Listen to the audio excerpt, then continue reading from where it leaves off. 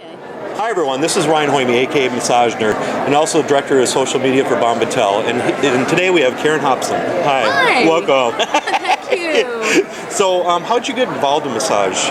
How many years have you been a massage therapist? Oh, wow.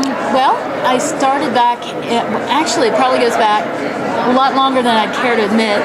It's okay. Yeah, I know. I mean, and like many massage therapists, people always would tell me, they'd always come up to me and say, rub my back, and they would always tell me that you should become a massage therapist, and I had no idea how to become a massage therapist. And so through a series of life changes, I happened to be in the right place at the right time, where I was able to go to a massage program at a community college, and I was very lucky, and I was able to go, and I went. I took a big leap of faith and went to massage school, and I had no idea, of course, what it was going to entail or how it was going to roll out.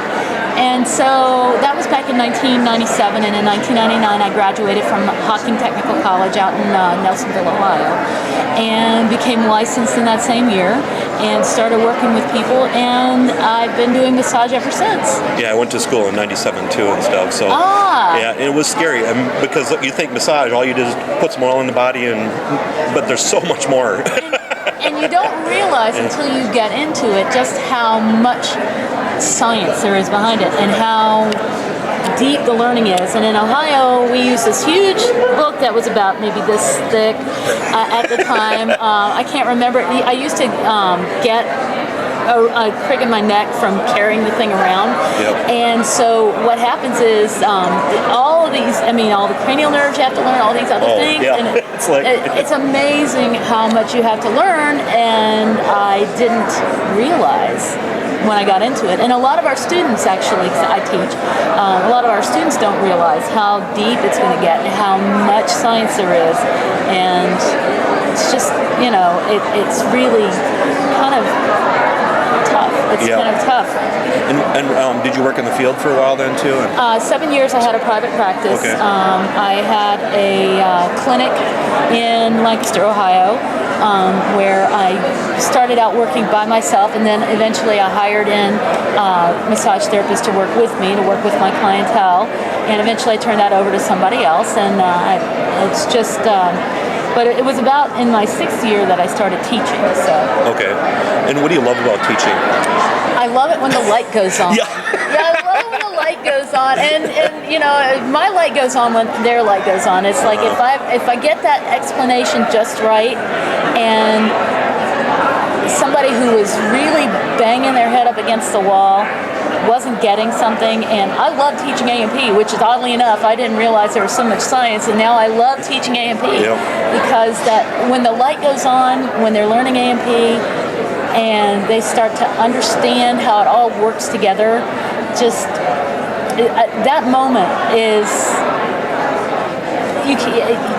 it's like when you're working on a client and you hit that point and you get the big release and the client goes... And I myself, I love teaching first quarter students just because they're so wet behind the ears. I mean, it's like everything's so new to them all the time and stuff like that. And that light goes off constantly, it seems. Right. And they start to connect things together, like they connect things together from their A&P classes with things that they're learning in their basic massage technique classes, and that's, starting to see that. Yeah. And how long you've been, so you're a director then, right? Program director at Virginia College in Richmond, Virginia. And how long have you been doing that then? I've been a program director at 2 different schools for about the last 5 years. Okay. And have you seen changes over the years too and stuff? Or? Absolutely. Yeah. And there are things that I would like to see more changes in. A lot of the schools are slow to adopt. Some of the social media, technology, internet, the ability to use YouTube, for example. To use YouTube to disseminate information. I think that's an incredible asset that we can use to blow some of the cobwebs out of the educational progress of massage therapy. I know that sometimes it seems like we get into these little, I don't want to call them, silos. We get into these little segregated areas where we teach in one way, we teach a particular way, and then there's not a whole lot of crosstalk. Well, things like the Alliance meeting, things like the sharing on YouTube, sharing in different ways, those things are starting to bring the world of massage together, make it a little bit more intimate, make it a little bit less segregated into different little schools. Yeah. And what I noticed too is when I taught business and massage classes, I would actually teach them social media stuff, and then even though a lot of them were younger, they didn't truly understand social media. And so I had to teach them all the privacy settings and all the different kind of things, so you got to be careful with that stuff. And oh yeah, especially the younger students, they have been using their Facebook to talk about their lives. You know, they've been out there talking about OMG, you know. And while that's a wonderful use for social media, it doesn't necessarily go hand in hand with marketing your massage practice. So getting them to understand that they do need to set those privacy settings, that they do need to put a filter on their lives.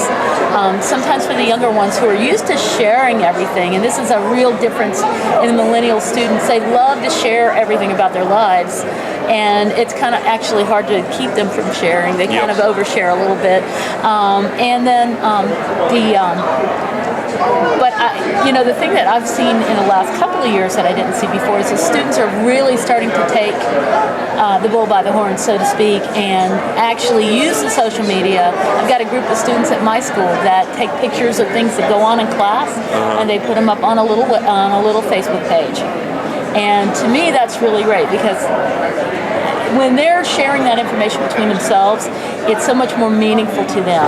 I mean, sometimes I feel like, the instructor is going, wah, wah, wah, wah, wah. And it's when they start making those connections between themselves. Oh, I get it. Let me help you get it. You see what I'm saying? Yep. Yeah, because with my students too, I made them make a massage group for them so they could communicate back and forth easily and stuff like that. But I made sure I was administration of that so it didn't get out of hand. Right. Understandable. Understandable. And where do you see yourself in the near future and stuff in the massage field? Well, I hope to continue to work within my institution and within the massage community to help improve teacher education. Because really, when it comes right down to it, the teachers are the ones who are going to set the tone for the future of the profession. As the new students come in, some of them won't understand. Some of them won't understand the base that our foundation. They won't understand the foundation. And I think getting the teacher standards up there so that we can educate our students better and get them really inspired by what massage therapy really is deep down. The more, not just something that you do because it sounds like a good idea, we're going to go work on a cruise ship for a while or something like that, but to really get them to understand that it's a lifetime, it's really kind of a calling. And I think instructors, educators who are inspired and inspiring can bring that to the classroom, bring that to the students. And I also made them think themselves a lot of times too. That's a big piece, because our younger students are not necessarily coming with a lot of ability to put pieces together, do critical thinking, pull things from column A, column B, and relate them to each other, compare and contrast. They're not necessarily coming with a lot of those skills, and so having instructors who are able to bring those skills together for the students, I think that's helpful. Okay. And then what's the best way for people to get a hold of you if they want to get more information? Or Well, I'm on Facebook. I'm on Facebook as K Hobson LMT. That's HOBSON. I'm looking for teachers. And I can also be reached through my school, Virginia College in Richmond, Virginia. Okay, perfect. All right. It's always a pleasure. Thank you. Thanks, everyone.